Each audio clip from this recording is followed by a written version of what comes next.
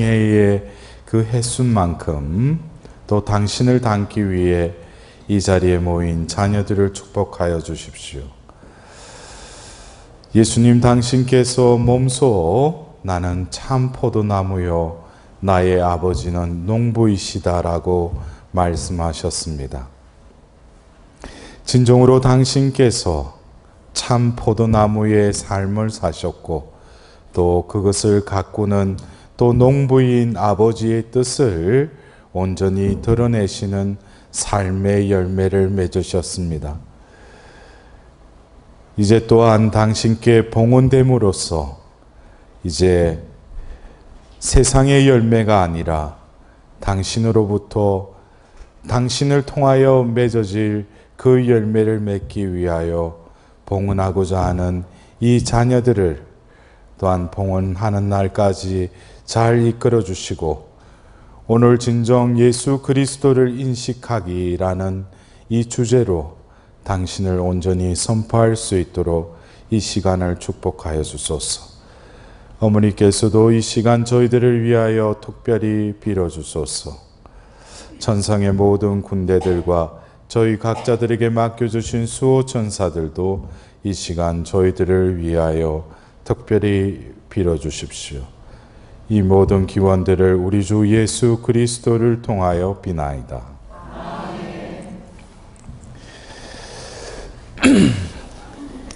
여러분들 제가 하는 강의의 스타일은 부분적인 것을 이렇게 해설해 주는 그것보다도 여러분들이 다들 교재가 있잖아요. 그럼 교재는 여러분들이 글을 읽을 줄 아니까 읽고 또 기도와 묵상을 통해서 나름대로 그 느낌들이 성령께서 또 이 33일 동안 여러분들 그 봉헌을 또한 준비해 주실 겁니다. 저는 가이드의 역할 중에 이 전체의 흐름을 전체의 관점에서 한번 여러분들이 보면서 지금 내가 가고자 하는 어떤 지금 어디까지 왔는지 그 단계를 제가 진단하고 또 결국에는 어떻게 하겠어요? 골인전까지 다들 이르러야죠. 예? 여러분들 뭐 또 제가 이거를 녹화를 해가지고 또 웹상에 띄우니까 어떤 분들은 뭐 그 동영상 보고 뭐 봉헌 때 와서 잠깐 뒤밀면은 봉헌이 되겠지. 뭐 그것도 하나의 방법이에요. 예, 지금 또 이제 뭐 미국에서도 우리 교포들이 곳곳에서 이 동영상을 보고 이번에 12월 8일 날 또 이번에 제가 미국에 갔을 때도 자기들이 그걸 보고 이번에 봉헌할 예정이라고. 그게는 충분히 그거는 가상하죠. 그 외국에서 이 동영상 보고 또 봉헌하겠다는 거. 근데 이 부근에 살면서도 동영상 보고 하겠다는 거, 그건 하느님 보실 때는 모르겠어요. 우리가 뭐 이수식을 하는 게 아니고, 예? 어제 뭐 사이버 대학 다니는 것도 아니고, 예? 무슨 그렇잖아요. 그래서 우리가 여러분들이 이곳에 와서 성실하게 그 임하는 그 마음을 하나님은 다 헤아려 보신다는 거죠. 그래서 여러분들은 이 자리에 잘 오셨죠? 예, 그래요. 여러분들 우리가 그 이번에 이 33일 봉헌 준비를 제가 이렇게 또 섭외를 받고 이렇게 그 이 강의 주제를 이렇게 떠올려 주셨어요. 그것이 마태오복음에 좋은 나무는 좋은 열매를 맺는다.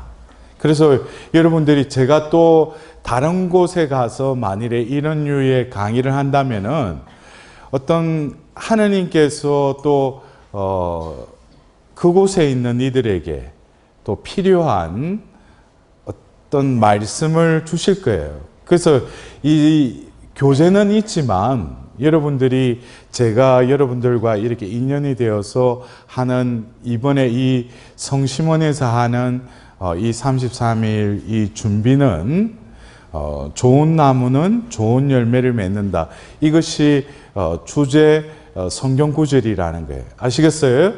그래서 이 말씀을 가지고 제가 이 33일의 이 흐름을 잡아가고자 했는데, 그래서 첫 번째 우리가 세속 정신을 끊음이라는 이 주제를 할 때는 먼저 우리가 좋은 나무는 좋은 열매를 맺는데 우리가 맺은 열매를 한번 보자는 거죠. 그래서 이 12일 동안 우리가 좋은 나무가 맺어야 될 좋은 열매가 맺어져야 되는데 우리의 어떤 열매를 보면은 그것과 너무나 동떨어지는 열매만을 맺고 있었다는 것, 거기에 대해서 여러분들 공감하셨죠, 그죠? 그러면서 우리가 그 12일에 그러한 자신의 그 열매를 보고 하나님께 자비를 구할 수밖에 없는 그런 처지라는 것을 다들 고백을 했고, 또 둘째 시기로 넘어가면서 우리는 자기 자신을 인식하기라는 그 세션에 있어서는 뭐예요? 나무를 우리가 바라보기, 그러니까 열매를 보고 또 나무를 보는 어떤 그런 관점으로 우리가 둘째 시기를 지내자고 했죠, 그죠? 그래서 결국 우리 나무가 그러면은 나쁜 나무면은 나쁜 열매가 맺어지는 것이 당연한데, 하나님은 우리를 좋은 나무로 창조하셨다면은 왜 내가 이런 열매가 맺어질 뿐만 아니라 나무인 나 자신을 바라볼 때도 뭐예요? 내가 이해되지 않을 때가 많다는 거죠. 결국 그러한 감당이 불감당인 그런 상황 속에서 우리는 뭐예요? 자신의 어떤 무기력함을 인정하면서 이제 하나님께 의탁하는 어떤 그런 단계로 우리가 둘째 시기를 또한 지냈습니다.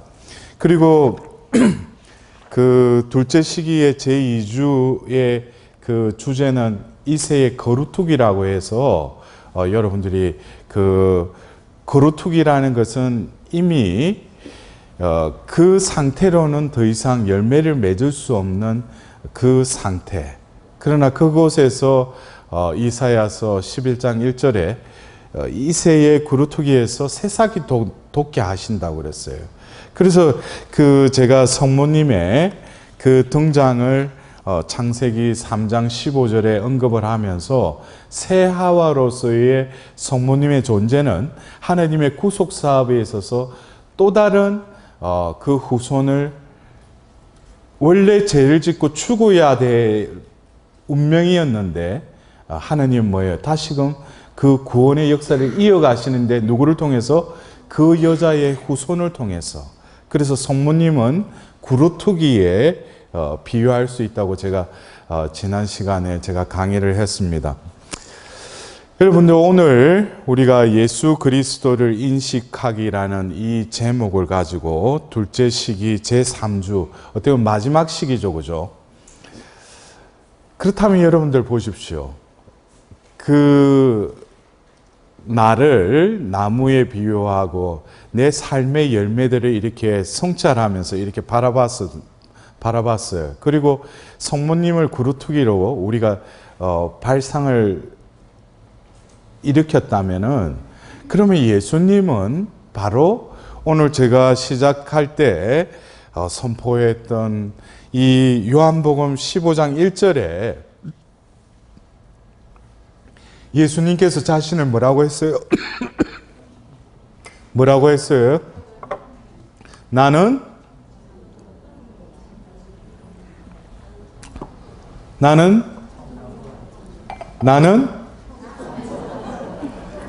아니, 내가 아까 선포했잖아요. 예수님이 뭐라고 했어요, 자신을? 참 신비해요. 조금 전에 이야기했는데 지금 어떤 사람은 나는 하는데도 못 알아듣고 우물우물한 나는 너희는 가지다라는 말 안 했어. 네, 나는 참 파도나무요 나의 아버지는 농부이시다 그랬어요. 그냥 예수님이 나는 참 포도나무라 해가 끝을 맺으면 되는데 이어서 나의 아버지는 농부이시다 그랬어요. 여러분들 보십시오. 예수님은 참 포도나무인데 그 나무를 가꾸는 분은 누구라는 거예요? 농부라는 거예요. 그분이 하느님 아버지시라는 거죠. 그래서 이 자신의 어떤 정체성에 있어서도 분명히 아버지와 나는 하나다라는 맥락을 예수님은 늘 가지고 계셨어요. 그래서 예수님이 참 포도나무이실 뿐만 아니라 나에게 붙어 있으면서 열매를 맺지 않는 가지는 아버지께서 다 쳐내시고 열매를 맺는 가지는 모두 깨끗이 손질하시어 더 많은 열매를 맺게 하신다 그랬어요. 여기서도 예수님이 그냥 뭐 그 가지를 치는 게 아니죠. 그 참 포도나무를 가꾸는 농부인 그 아버지께서 뭐예요? 분명히 붙여놨는데도 열매를 맺지 못하면 어떻게 잘라내신다는 거예요. 근데 또 열매를 맺는 가지는 또 어떻게 해요? 또 다시 깨끗이 손질해서 더 많은 열매를 맺게 하신다는 거예요. 그럼 여러분도 보십시오. 겉으로 볼 때 그 예수님이 참 포도나무인데 그 나무에 그 가지가 붙어 있는 것으로 그것으로 안심해서는 안 된다는 거예요. 열매가 맺어지느냐 열매가 맺어지지 않느냐 이 문제죠. 그럼 여러분들 우리가 쉽게 말하자면은 열매가 맺어지지 않는 것은 나무에 문제가 있을 수도 있고 원래 뿌리로부터 줄기를 통해서 그 나무가 온전히 튼실하지 않으면은 가지까지 그 영양분이 전달이 안 되겠죠. 그러나 예수님은 참 포도나무라고 그랬죠. 그러면은 그 가지가 그 나무에 붙어 있는데 결국 열매를 맺지 못하는 것은 누구 문제예요? 가지의 문제라는 거예요. 그러면은 그 가지가 열매를 맺으려면 어떻게 해야 돼요? 그 뿌리로부터 그 토양의 그 영양분을 받아서 올라오는 거를 그 가지를 통해서 흘러가야죠. 예? 간단하잖아요. 예? 그 가지 혼자서 열매 맺을 수 있어요? 아니죠. 그 나무에 딱 붙어 있어야지. 그리고 그 나무로부터 오는 영양분을 온전히 그 가지가 받아들이고 그리고 그 가지를 통해서 그 영양분이 흘러갈 때가 되면 뭐예요? 열매를 내가 맺는 것이 아니고 그냥 저절로 맺어진다는 거예요. 여러분들 이런 어떤 원리를 그냥 하나의 성경 구절을 읽더라도 그래서 우리가 10뿌리는 비유에도 30배, 60배, 100배라는 게 하나님이 맺어주시는 거죠. 근데 나는 뭐예요? 내 입장에서 열매 맺으려고 해요. 여러분들 이 뉘앙스를 이해를 잘 하셔야 돼. 신앙생활은 특히 우리 그리스도교 신앙생활은 내가 노력했다고 해서 30배, 60배 해가지고 이 수치적으로 늘어나는 게 아니에요. 그냥 성체조배 해가지고 그냥 하느님 앞에서 그냥 엉덩이만 붙이고 뭐 매달린다고 해서 그렇게 영성이 이렇게 성장하는 거 아니라는 거예요. 한순간에도 뭐예요? 어떤 깨달음을 주시는 거는 내가 깨닫는 게 아니라 하느님이 깨닫게 해주시는 거죠. 하느님이 주가 되고 모든 것을 이끌어 가신다면은 이 성경 구절에서도 뭡니까? 가지는 그냥 그 나무에 똑바로 붙어 있기만 하면 된다는 거예요. 그렇다면 이런 어떤 나무에 종속된 그 관계에 이 가지를 예수님께서 말씀하셨다면 우리가 창세기 2장 16절에서 17절에 너는 동산에 있는 모든 나무에서 열매를 따먹어도 된다. 그러나 선과 악을 알게 하는 나무에서는 따먹으면 안 된다. 그 열매를 따먹는 날 너는 반드시 죽을 것이다. 라고 하나님이 말씀하셨죠. 또 분부하셨죠. 명령하셨죠. 근데 창세기 3장 6절에 여자가 쳐다보니 그 나무 열매는 먹음직하고 소담스러워 보였다. 그뿐만 아니라 그것은 슬기롭게 해줄 것처럼 탐스러웠다라고 성경은 말하고 있어요.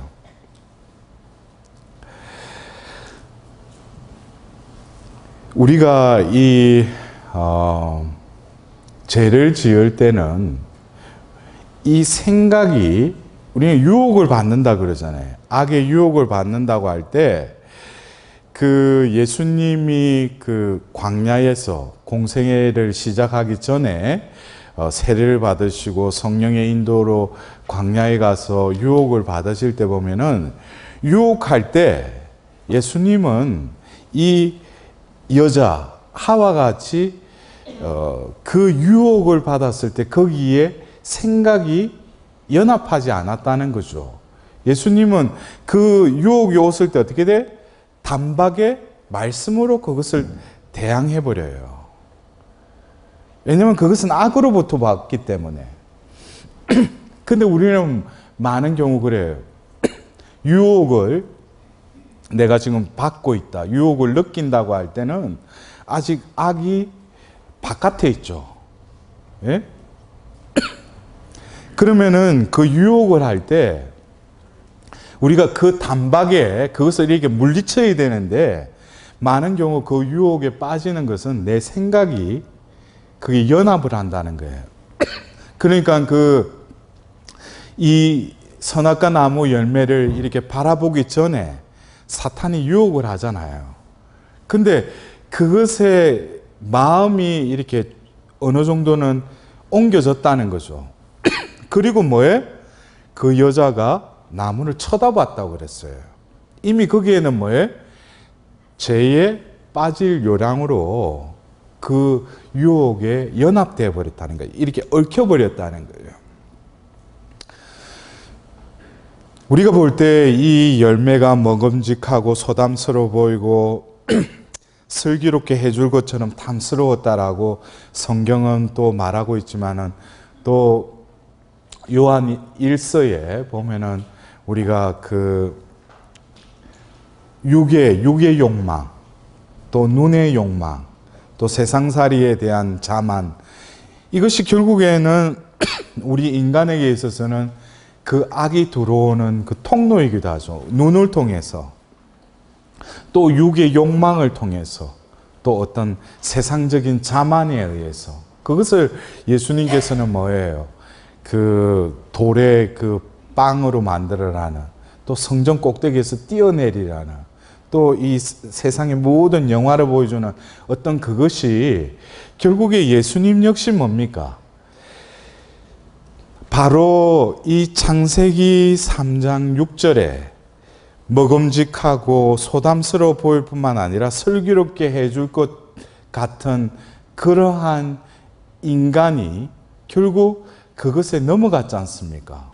그래서 예수님이 광야에서 그 유혹은 바로 이 창세기 3장 6절의 이 유혹을 똑같이 받으셨다는 거예요. 그것은 결국에는 예수님이 인간이셨는데 원죄의 흔적인 그 인간들이 빠지는 그 유혹을 몸소 받으셨다는 거예요.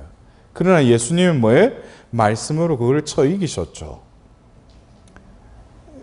그래서 결국 그 광야의 자리는 우리 눈에서 볼 때는 척박하고 어떻게 보면 황량한 그 장소일지 모르지만, 예수님께서는 그 자리로 이끌려 가셔서 몸소 또 원죄의 흔적인 유혹을 맞닥뜨리면서 말씀으로 그 유혹을 쳐 이기시죠.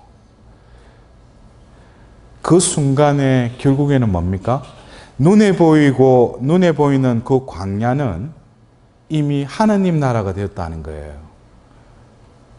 우리가 뭐 하느님 나라다고 해가지고 가나안처럼 뭐 젖과 꿀이 흐르는 외적인 것이 하느님 나라가 아니라, 바로 에덴 동산의 모든 것이 구비되어 있고 모든 것이 또 풍요로운 그 하나님 나라에서도 뭐예요?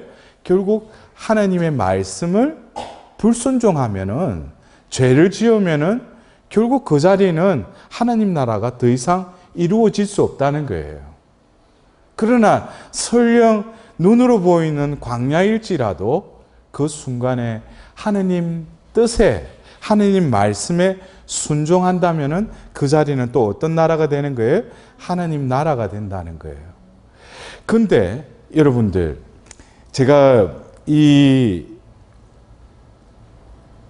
예수 그리스도를 인식하기라는 이 세션에서 저는 주제를 참 포도나무로 정했어요. 왜냐하면 우리가 이 흐름은 주제가 좋은 나무는 좋은 열매를 맺는다 그랬죠.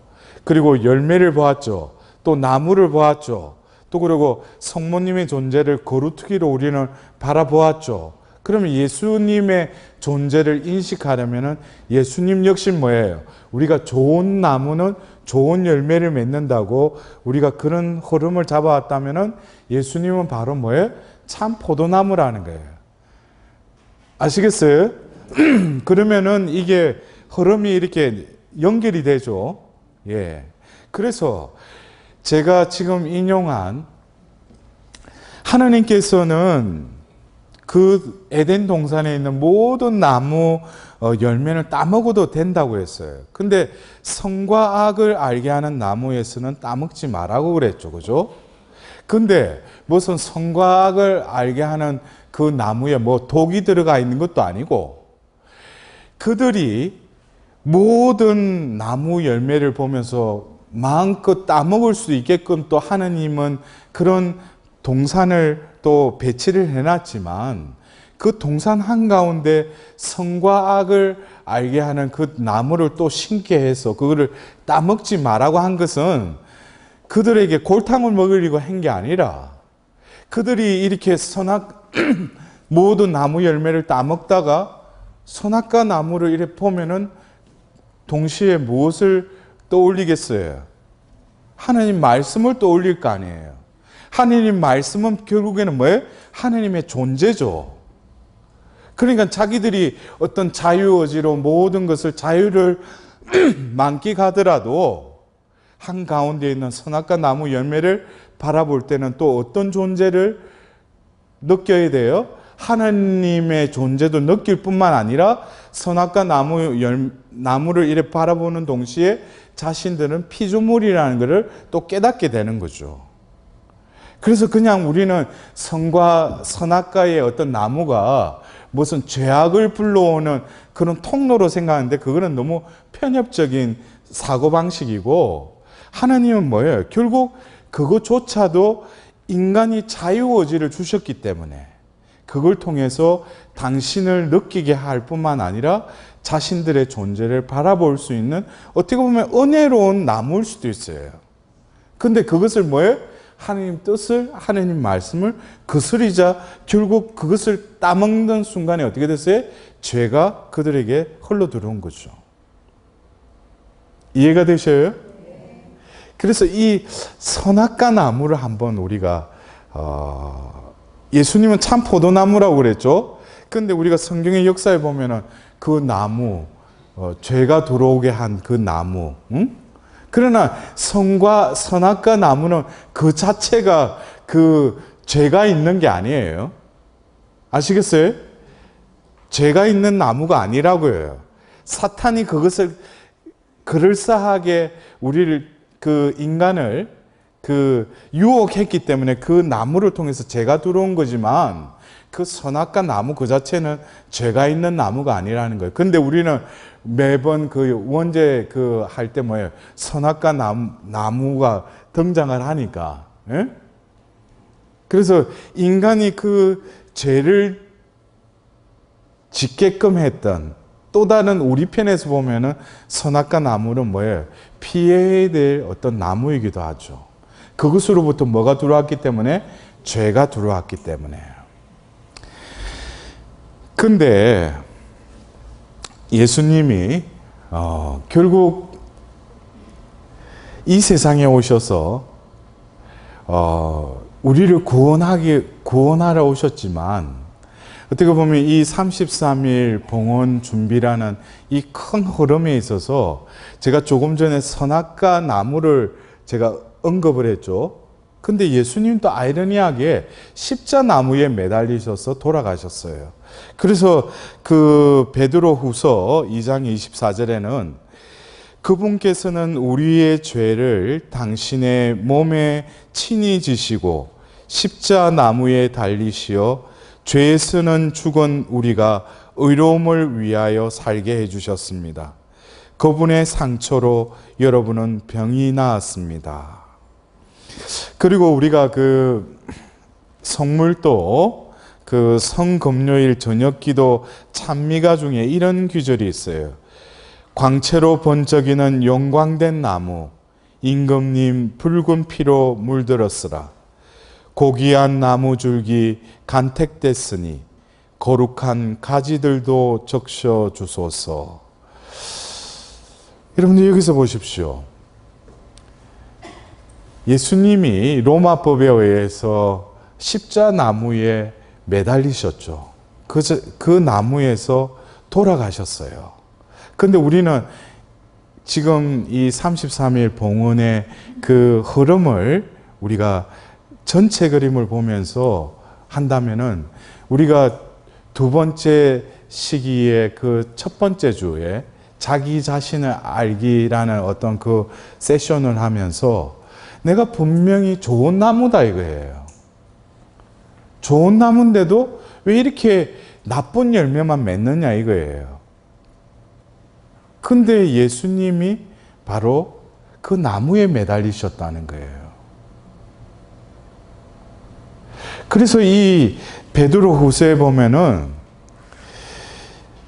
그 죄에서 죽은 우리가 의로움을 위하여 살게 해주셨다고. 그분의 상처로 여러분은 병이 나았습니다 라고 말하고 있어요.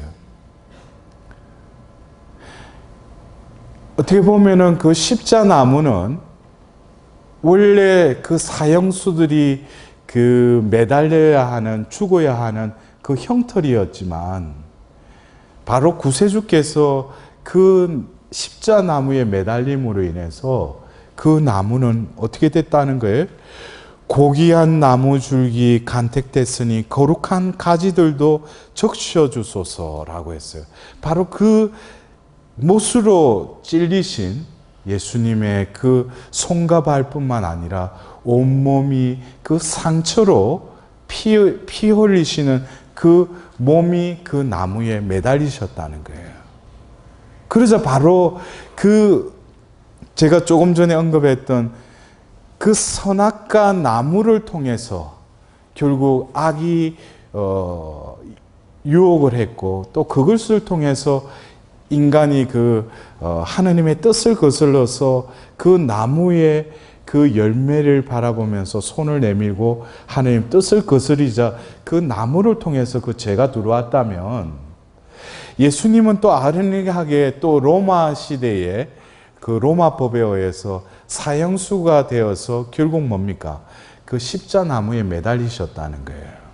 그래서 바로 죄가 들어온 그 선악과 나무에서 또 십자나무에 매달림으로 인해서 그 나무의 그 속성이 완전히 이렇게 변형이 되어버렸다는 거예요. 여러분들 이게 흐름이 보이셔요? 왜 예수님이 제가 지금 하는 것은 여러분들 사실적으로 받아들이지 말고 어떤 이 은유적인 제가 표현을 하는 거예요. 왜냐하면 우리는 분명히 좋은 나무인데 좋은 열매를 맺어야지 마땅하잖아요. 근데 우리는 죄로 인해서 타락해버려서 좋은 나무임에도 불구하고 그에 맛가진 열매를 맺지 못하는 게 우리의 현실이잖아요. 그럴 때 우리의 존재는 어떻게 보면은 선악과 나무에 비길 수가 있어요. 예? 끊임없이 이게 뭐라고 했어요? 먹음직하고 소담스러워 보이고 또 슬기롭게 해주고 좀 탐스러웠다. 우리 존재도 뭐예요? 남에게 어떻게 드러내려고 해요? 아주 과시하면서 남에게 있는 것처럼 과시하잖아요. 이게 뭐예요? 어떤 연합된 어떤 생각에 의해서 나도 뭐예요? 그 선악과 나무처럼 살아가고 있다는 거죠. 근데 예수님은 바로 그 나무로 엮은 십자형 틀에 매달리셔서 그 나무에 온전히 피를 묻히셨다는 거예요. 결국 우리의 영적인 눈은 결국 뭡니까? 예수님은 바로 십자나무에 매달리심으로써 그냥 죽어있는 그냥 나무 토막이지만 예수님이 거기에 매달리심으로써 어떻게? 결국 그 나무는 또 다른 생명의 나무가 됐다는 거예요. 그래서 우리가 전승에 의하면은 콘스탄티누스의 그 어머니인 헬레나가 그 십자나무를 찾으러 예루살렘의 성지 순례를 갔던 그 일화 아셔요? 그래가지고 십자나무를 3개를 발견했죠. 그래가지고 그 나병 환자인가? 그래서 그 나병 환자인가 그 사람 데리고 와서 그 십자나무 3개가 있는데 손을 댔다는 거죠. 근데 한 십자나무에 손을 댔는데 아무런 효과가 없었어요. 근데 나머지 2개는 뭐예요? 그 나병이 나았다는 거예요. 그러니까 여러분들 처음에 효능이 없는 거는 누구 십자가예요? 좌도. 그래도 우도 역시 뭡니까? 예수님을 믿었죠. 너는 오늘 오후에 나와 천국에 들어갈 것이다. 마지막 순간에 어떻게 회개했잖아요. 회개했는데도 그 나무에 또 다른 하나님의 축복을 해주신 거예요. 그러니까 이 2개의 십자나무를 놔두고 그러면 바로 예수님이 지고 가신 십자가는 어떤 나무인가 해가지고 이제는 나병 가지고 안 되니까 시체를 가져온 거예요. 그래서 시체를 손을 대게 한 거예요. 근데 그 한 십자나무에서는 아무런 효능이 나타나지 않았는데 바로 한 다른 십자나무에 그 시체의 손을 얹으자 살아났다는 거죠. 결국 예수님은 그냥 그 나무에 매달리시기만 했는데 그 나무는 뭐예요? 사람을 시체도 살리게 하는 그 나무가 됐다는 거예요. 변형이 됐다는 거죠.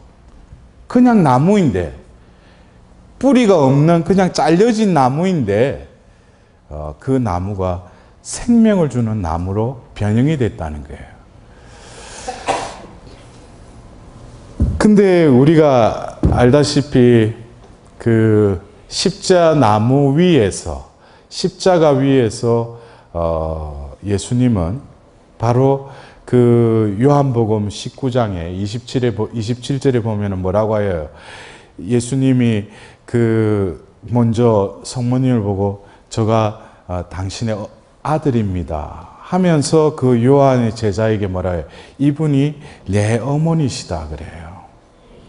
그것도 십자가 위에서. 그래서 이게 제가 지난 시간에 말씀드린 그 구루특이라는 그 성모님의 어떤 존재의 또 다른 은유적인 그 표현이 어떻게 보면 십자나무라는 그 죽음의 상징인 그 십자나무가 예수님이 달리심으로써 또 그 자리에서 그 어머니에게 그 요한을 상징적으로 건네주시는 그 모습, 이것은 또 다른 어떤 생명의 흐름이 또 어머니를 통해서 흘러간다는 거죠. 그것이 보이셔요? 잘 안 보여요? 그러면은 도수를 좀 맞추셔요.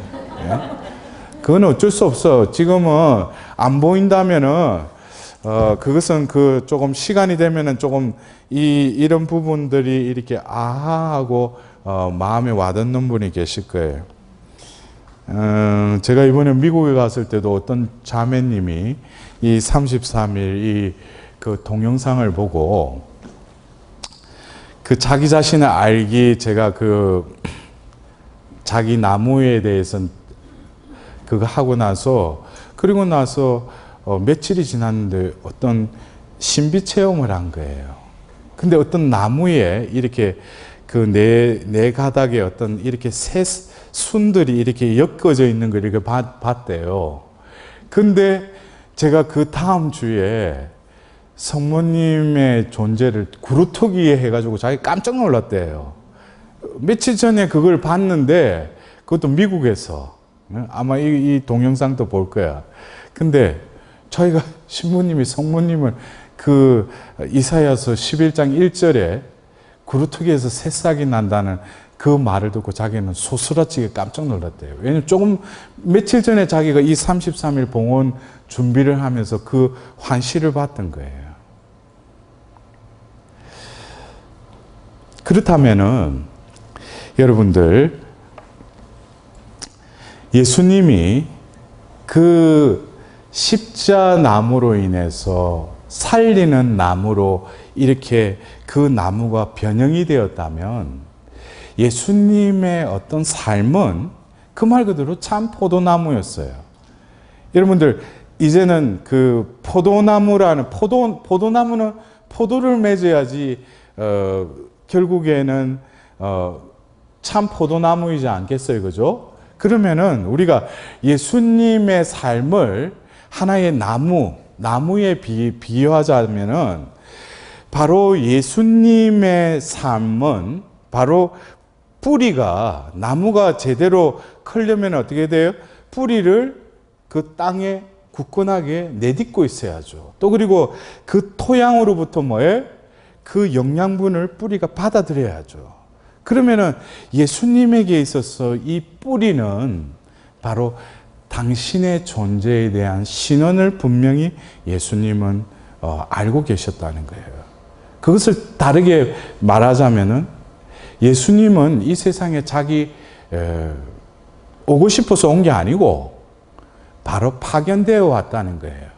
그래서 예수님의 그 나무로 비유하자면은 예수님의 뿌리에 해당되는 것은 바로 파견되심. 이것은 바로 그 나무의 그 뿌리에 해당되는데, 이것은 요한 복음 6장 38절에 나는 내 뜻이 아니라 나를 보내신 분의 뜻을 실천하려고 하늘에서 내려왔다라고 이야기하고 계셔요. 이것은 바로 뭐예요? 분명한 자신의 신원의 뿌리를 알고 계신다는 거예요. 이것은 파견되심이에요. 그러면은 바로 이 나무의 몸통과 같은 이 줄기는 무엇이냐면은 이어서 요한복음 6장 39절에 나를 보내신 분의 뜻은 그분께서 나에게 주신 사람을 하나도 잃지 않고 마지막 날에 다시 살리는 것이다. 이것이 예수님의 몸통이라는 거예요. 줄기라는 거죠. 이것은 아까 제가 뿌리가 파견되심이라면 바로 이 몸통인 이 줄기는 바로 예수님의 사명이기도 하다는 거예요. 그 뿌리로부터 그 줄기가 커가듯이, 그러면은 예수님의 그 삶의 그 몸통은 결국 뭐겠어요? 이 죄에 허덕이고 있는 이 인류를 살려야 되니까. 그러니까 예수님이 몸소 어디로 가셨어요? 골고다 언덕으로 가실 수밖에 없었던 거예요. 그리고 결국 뭡니까? 그 아버지의 뜻을 이루기 위해서 이제 숨을 내쉬고 예수님께서 마지막 뭐라고 해? 다 이루어졌다 하고 숨을 거두시죠. 이것이 예수님의 몸통 줄기예요. 이게 사명이죠. 사명을 수행하는 거. 그렇다면은 이 나무가 참 포도나무면은 포도에 이 해당되는 것은 바로 뭡니까? 예수님은 자신의 몸통으로 그 토양 위에 굳건하게 세워진 어떤 참 포도나무라면은 예수님의 열매는 자신이 열매를 맺기도 하지만 그들을 다시 살려서 뭐예요? 다시금 나의 존재로 파견하시는 거예요. 그 공동체가 무슨 공동체예요? 바로 교회 공동체죠. 예? 우리는 바로 뭐예요? 예수님의 열매라는 거예요. 그래서 이 너희는 온 세상에 가서 모든 피조물에게 복음을 선포하여라. 이 말씀 역시 뭡니까? 결국 열매를 맺어주겠다는 거죠. 결국 이 복음을 전하여라 했는데 이 복음을 전하는 게 그게 모여있던 그들이 전하였지만 결국 전하게 하신 분은 하느님이시죠. 그래서 사도행전 1장 8절에 뭐라고 해요? 너희들이 하늘에서 성령이 내리시면은 그 힘을 받아서 예루살렘과 온 유다와 사마리아 땅 끝에 이르기까지 나의 증인이 되리라 그랬어요. 이 말은 내가 되게 해주겠다는 거예요. 약속이죠. 그래서 이 모든 것이 이게 뭡니까? 여러분들 다시금 예수님이 참 포도나무로서 자신의 삶을 통해서 뿌리는 바로 뭐예요? 나는 파견되어진 자로서 이 세상에 와서 모든 것은 뭐예요? 아버지의 뜻을 실행하는 거라는 거예요. 그래서 예수님이 공생애 중에도 뭐예요? 혼자서 산에 올라가서 밤을 지새우시면서 기도하시죠. 여러분들 이 모습은 지극히 예수님이 인간이셨다는 거예요. 예수님도 자신을 통해서 치유가 일어나고 오병 이후로 보면 5,000명, 4,000명을 먹이고 그럴 때 유혹이 없었겠어요? 그래서 그 요한복음에는 뭡니까? 그 빵의 기적이 있고 나서 사람들이 예수님을 왕으로 모시려고 해요. 그러자 그 한가운데를 가로질러서 산으로 올라가셔요. 예수님도 똑같이 그런 유혹은 받으셨지만은 원죄의 흔적이 있는 우리처럼 유혹에 빠지지는 않으셨죠. 그리고 아버지께로 가서 아버지와 일치되고 성령 안에서 일치가 된 거예요. 다시금. 그것이 우리와 다른 점이죠. 그래서 이 뿌리를 통해서 몸통은 뭐예요? 그 사명을 온전히 삶을 통해서 이루신 거죠. 그 다음에 더불어서 뭐예요? 열매를 맺으신 거죠. 그것이 바로 그 제자들을 사도로 변화시키셔서 어떻게 이 교회를 통해서 당신이 하셨던 일을 이어서 하게끔. 그러면은 결국 내가 좋은 나무로 비교한다면 우리가 예수님을 따른다면은 우리 존재도 결국 좋은 나무의 삶을 살아야죠. 그리고 좋은 열매를 맺어야 될 거 아니에요. 자기는 그래 살지 못하면서도 뭐예요? 자식들한테는 잘 살아라고 하는 거. 이거는 어부성설이에요.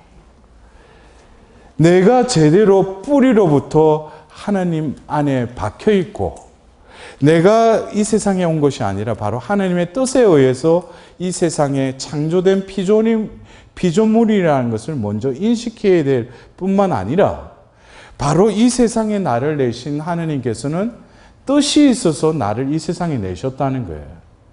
그냥 낸 게 아니라는 거예요. 그 뜻은 뭐예요? 내가 살아가면서 이루어야 될 사명이기도 하죠. 그것이 내 몸통이에요. 그리고 뭐예요? 나를 접하는 건 내 육신적으로 나를 통해서 결혼 성소를 받아서 내가 또 출산한 자녀들도 열매이지만 나에게 또 허락된 많은 영혼들이 있어요. 그 영혼들 역시 뭐예요? 나에게 있어서는 열매를 맺어야죠. 그래서 예수님은 파견되어서 사명을 수행하고 다시금 파견하심으로 그 열매를 맺었듯이 우리의 존재 역시 뭡니까? 나도 뭐뭇으로부터 연유된 존재로서 뭐뭐를 통해서 자라나고 또 결국에는 내가 잘 사는 것이 아니라 이타적이고 또 구원론적인 입장에서 예수님의 증인으로서의 삶을 살아갈 때 결국 나 자신도 어떻게 돼요? 바로 참 포도나무에 붙어 있는 그 가지가 때가 되면은 뭐예요?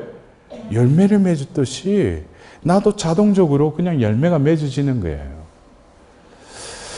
그래서 우리가 그 시편 1편을 보면은 물가에 그 심겨진 그 나무가 제때에 열매를 맺고 만사가 잘 되리라고 말하고 있어요.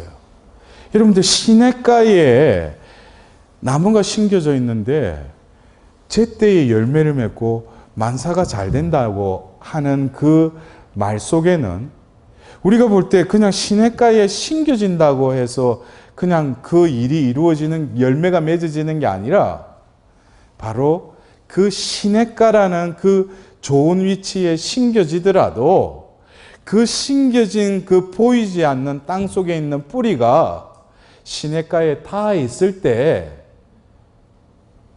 그 영양분을 받아들이고, 그러니까 여러분들 보십시오. 그 나무는 그 가꾸는 사람이 어디 이렇게 박아 놓으면은 움직이질 못하지. 동물은 그래도 움직이지만은 식물은 한번 박아 놓으면은 그 사람이 다시 파서 딴 데 옮기지 않는 한은 그 속에 계속. 그러나 그 자리에서도 뭐예요? 죽는 나무가 있고 사는 나무가 있다는 거예요. 그거는 뭐예요? 뿌리를 자기가 보이지 않는 그 토양 속에 깊이 뻗을 때 똑같은 토양이라도 뭐예요? 어떤 나무는 열매를 많이 맺고 어떤 나무는 죽는다는 거예요. 결국 시냇가에 심겨진 그 나무가 그 뿌리가 어디로? 그 시냇가에 닿았다는 거예요. 그렇기 때문에 그 나무가 열매를 맺는 게 아니라 그 영양분으로 인해서 그냥 그 때가 되면 뭐예요? 자동적으로 열매가 맺어진다는 거예요. 그리고 만사가 어떻게 돼요? 형통한다는 거예요. 여러분들 이거를 잘 깨달으면은 결국 내 삶은 내가 노력해서 내 수고해서 열매 맺는 게 아니라 내 자신을 비우고 축복의 통로가 될 때, 하나님의 축복이 나의 존재를 통해서 흘러갈 때 열매는 그냥 맺어지는 거예요. 그래서 많은 이들이 왜 열매가 안 맺어져요? 자기 것으로 생각하니까, 가다 놓으니까, 금고 안에 그냥 보관해 놓으니까, 흘러가게 안 하니까 뭐예요? 축복이 흘러가지 못하는 거지. 근데 제가 그때 한번 제가 렙톤 돈입 이야기했어요. 한 렙톤을 그냥 인마이 포켓한 사람은 그 예수님으로부터 칭찬 못 받아요. 예수님이 저 사람은 자기가 가진 모든 생활비를 다 털어넣었다고 예수님은 알고 계시죠. 그러면은 그냥 생활비 다 바쳤는데 그냥 굶어 죽도록 놔두겠어요? 여러분 그걸 생각해야 돼. 내 눈만 떠가지고 있으니까 먹고 살려고 하니까 두 렙톤에 한 렙톤은 인마이 포켓 할지 모르지만 예수님의 눈을 의식하라고요. 내 보잘것없는 그 돈잎이지만은 다 내어주느냐, 나를 내 먹고 살기 위해서 하나 숨겨놓느냐, 이것 따라서 예수님은 그걸 보고 계시다는 거예요. 결국 예수님의 삶은 모든 것을 피우는 삶이셨어요. 그래서 필리피스 2장에도 뭐라고 해요? 하나님이셨지만 인간이 되기를 주저하지 않으셨을 뿐만 아니라 죽기까지 그 아버지의 뜻에 순종했다고 그랬어요. 그러나 그것으로 끝을 맺었어요. 예수님이 부활하시자 모든 만물의 그 영광을 그분이 받게 된다는 거예요. 그래서 낮아지면 낮아질수록 뭐예요? 하나님은 높여주셔요. 여러분들 이 원리를, 그러니까 가진 자는 뭐예요? 더 가지려고 하면 안 되죠. 가진 자가 내어놓을 때 뭐예요? 하나님은 더 주셔요. 안 가진 자가 뭐예요? 더 달라고 하는데 그거는 뭐예요? 아직까지 우둔한 거예요. 자기가 왜 가지지 못해? 그건 내어놓지. 온전히 하나님께 내어드리면 뭐예요? 그때서 비로소 하나님이 그 삶을 운영해 가시는데도 그 삶의 주재권을 끝까지 내가 잡고 있으니 하나님이 그거를 축복을 못 주는 거지. 여러분들 그게 지혜예요. 그래서 어떤 분들은 내가 뭐 부동산 동산해가지고 그 통장에 등기부등본에 얼마 있다고 그거 가지고 착각하지 마세요. 한순간에 그냥 다 없더라도 뭐예요? 한순간에 그냥 다 얻을 수도 있어요. 여러분들 묵시록 22장 2절에는 이런 말씀이 있어요. 강 이쪽 저쪽에는 12번 열매 맺는 생명나무가 있어서 다달이 열매를 내놓습니다. 그리고 그 나뭇잎은 민족들을 치료하는 데에 쓰입니다. 그랬어요. 여러분들 오늘 우리는 다시금 예수 그리스도를 인식하기라는 이 세션을 우리가 보면서 책은 여러분들 가서 읽어보면 제가 말한 내용들 그렇게 해가지고 보면 읽으면 다 문명이 아닌 사람은 글을 읽을 줄 알잖아. 그리고 영이 뭐 기도는 조금 할 줄 알면 또 그리고 이쪽에 앉아있는 사람 그래도 조금 골수 분자들이 많으니까 그냥 그거는 자력으로 해도 돼. 근데 뭐예요? 전체적인 이 33일에 이 흐름을 이렇게 잡으면서 결국 나는 좋은 나무가 내 스스로는 될 수 없으니까 우리 마지막 최선의 방법이 뭐예요? 온전히 하나님께 봉헌해라는 거예요. 이제는 지 가지에 지가 열매 맺으려고 하지 말고 예수님한테 온전히 속하라는 거예요. 산재물로 그냥 내어드리라는 거예요. 이제는 잔머리를 제발 굴리지 마라 이거야. 여러분들 제가 이런 사람들 보면 잔머리 빽빽 또 이 스핀이 돌아가는 속도가 다 느껴져. 예? 어떤 사람은 어두나은 것 같죠? 그 사람이 이제 하나님 축복을 받으려고 해. 왠 줄 알아요? 계속 스핀이 돌아가는 사람들은 머리도 금방 휘어질 뿐만 아니라 머리도 아파. 그러다 보니까 복부에 살만 쪄. 왜냐니까 움직이기 싫으니까. 머리가 무거우니까. 근데 우도나무 그때부터 뭐예요?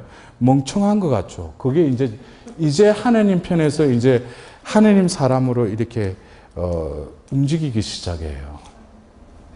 여러분들 우리가 봉헌한다고 할 때 봉헌을 잘하는 사람은 흡사 어디에 비교할 수 있냐면은 자신이 진정 건강하고 싶고 새롭게 회복되고 싶으면은 우리가 의학적인 관점을 보면은 수술을 받아야지. 그러면은 수술 날짜에 가서 베드에 누워가지고 수술실 가가지고 그냥 마취 주사 먹고 그냥 의식 잃고 있으면은 시간 지나면은 의사가 다 보면 수술 깔끔하게 또 예쁘게 또 꿰매줘. 근데 지가 아직까지 눈 뜨고 뭐 잘 살아봐야 되겠다. 이번에 뭐 봉헌하면은 나에게 또 뭐 떡국물 떨어질까? 여러분들 그거는 제가 뭐랬어요. 그런 사람은 다음 주에 여기 오더라도 하나님은 떡국물 조금밖에 안 떨어주셔요. 근데 뭐예요? 주님 제가 이 책을 읽고 33일 동안 했긴 했지만 내가 이해한다고도 했지만 주님 제가 할 수 있는 거는 그 수술실에 그냥 그 환자처럼 온전히 당신께 그냥 알아서 내주겠다고. 그냥 단순한 어린아이 같은 마음으로 여러분들이 다음번에 12월 8일 날 오십시오.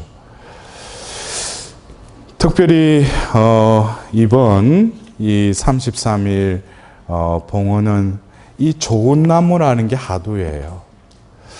여러분들 우리가 한 번 주어진 인생에 분명히 자신이 하나님의 자녀고 하나님을 아버지, 아빠라고 부른다면은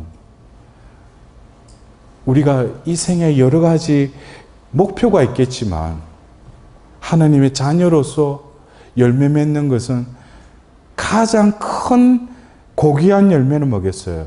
나를 통해서 하나님 아버지를 드러내는 거죠. 이것처럼 큰 열매가 없어요. 이것처럼 큰 영예가 없어요. 내가 뭐 주님 나에게 축복 내주시면은 내가 내 생에 뭐 이것도 하고 저거 그건 아직까지 뭐예요? 지 머리로 생각하는 거예요. 뭐예요? 배팅을 뭐예요? 그냥 진 존재를 내어드리세요. 그럼 하나님이 적당하게 수술을 해가지고 아픈 부위도 다 깨끗하게 해주고 그 다음에 뭐예요? 그때 되면 멍청해져. 근데 뭐예요? 내가 말을 하는데 내가 이상한 말이 나와. 그리고 듣는데 이상한 또 말씀이 잘 들려. 그리고 내 행동이 뭐예요?